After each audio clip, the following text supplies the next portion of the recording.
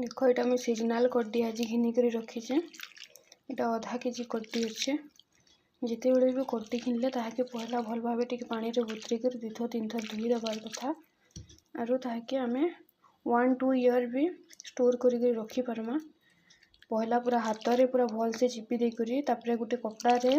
ताके कॉटन कपड़ा रे पूरा भल से चिपी दे करी सेतिरे गुटे राती